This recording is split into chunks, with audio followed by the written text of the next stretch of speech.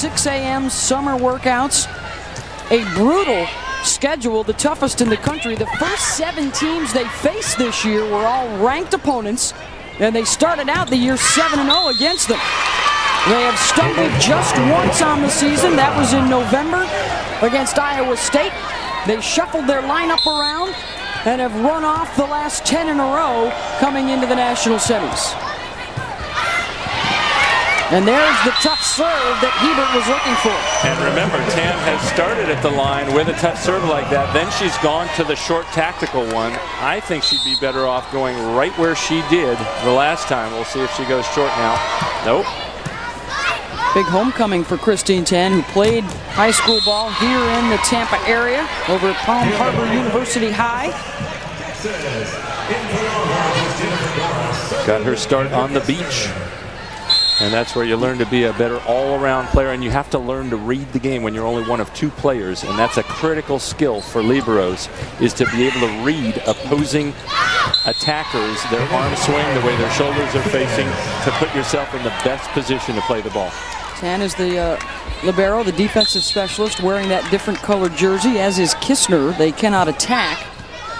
But one of the reasons Tan went to Minnesota from Florida was because of their reputation for playing great defense. And you just saw on the screen a moment ago the name of Paula Zhenshu, who is their all-time leading digger.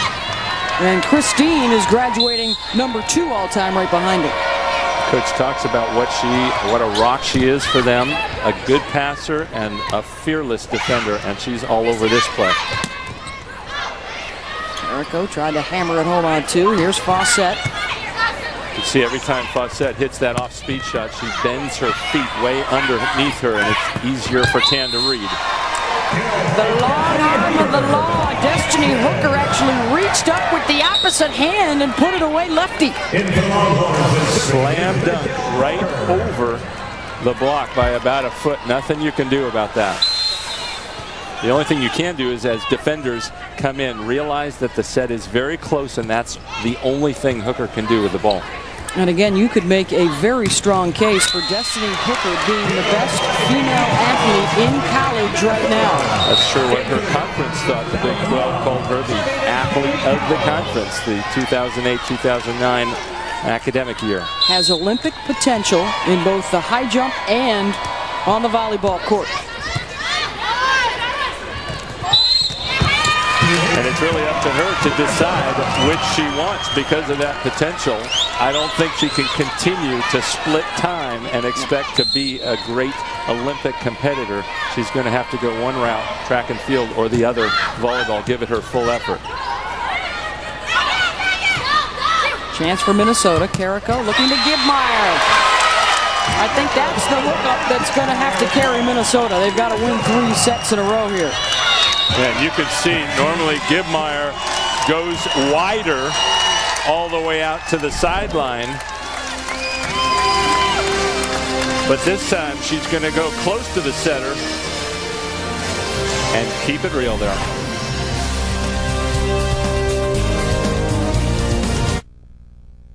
Gibmeyer is a St. Paul native from the same high school that produced the likes of Paul Mauder and Joe Mauer, and a classmate of Notre Dame footballer Michael Floyd. Let's get to know the junior from St. Paul. Hi, I'm Lauren Gibmeyer, junior middle blocker from St. Paul, Minnesota.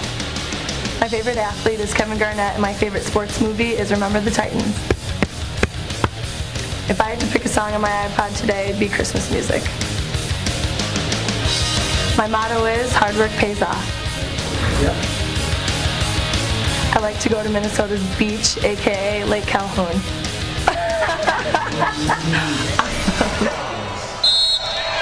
Gibmeyer, a Minnesota single season record. In fact, the last 2 years of her blocking have been the 2 best blocking seasons in Golden Gopher history for the player that Mike Hebert says is the best middle he's ever coached. And not only is her blocking helping her team, but they need her attacking too. Here she is, sliding behind and getting the kill right on cue. So as we went to break, we saw her go very close behind the setter. This time she stretches the defense out and goes to the far sideline. And mixing those locations up is going to open up space for her to attack. A 5-0 run on the ace from Cowles. And all of a sudden, Texas is looking a little disinterested, and the Golden Gophers are jumping all over them. And if you're Minnesota, you got to be thinking, hey, all we got to do is just plant the seed here, get Texas thinking about their collapse a year ago and see what happens when the pressure's on. Another opportunity, not a great pass there, but Minnesota only got one blocker up on Destiny Hooker when they had a chance to get 3 up, a high set in the middle of the court. Now, this is where Minnesota had trouble earlier facing this jump serve from Hooker. They've scored well on Destiny's serve. Gibmeyer misfires. Point Texas. Gibmeyer that time getting way under the ball. When you see a hitter not able to get topspin on it, it's usually because the ball is behind or above her head instead of in front. Another booming serve from Hooker. Ping-ponged over. Texas wanted too many contacts. They'll get the point anyways. Both teams really struggling to control their opponent's serves. First, Texas was having trouble. Now Minnesota right back, and so they can't get Gibmeyer a good play or Love at the net.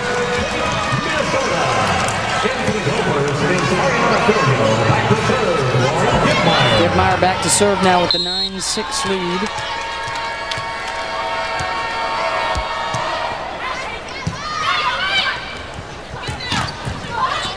Engel couldn't put it down.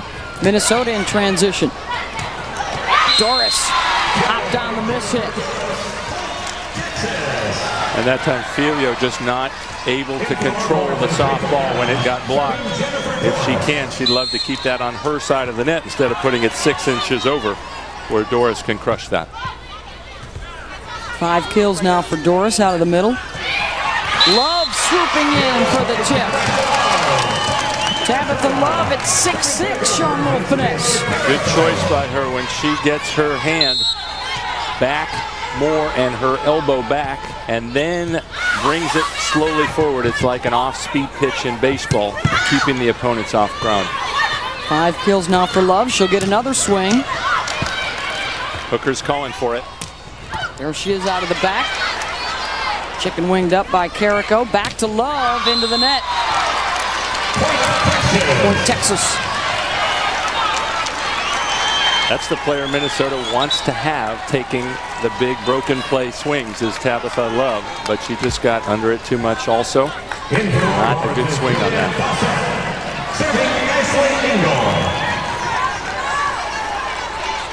Ashley Engel to serve.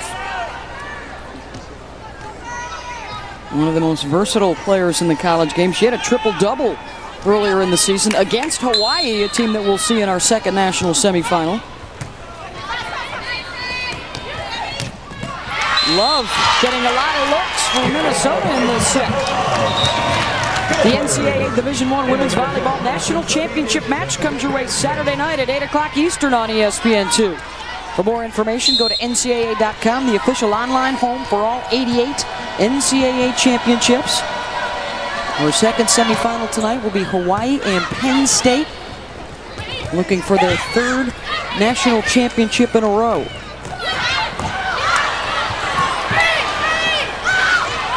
The three-peat has never been done at the Division I level. The whistle and the net violation on Texas. The three-peat has been done, however, on the D2 level. It happened earlier this year. Congratulations to Concordia St. Paul.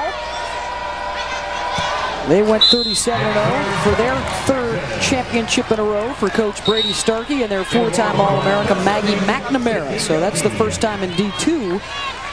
Penn State trying to do it for the first time in D1. Minnesota with 3 aces and 3 errors.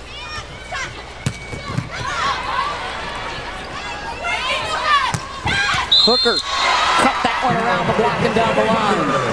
That's when you don't see very often in women's college volleyball, but that is a great shot. Carrico had no idea that was coming. She was thinking there was no way. Watch Carrico, number 10, run in from right back there in Minnesota.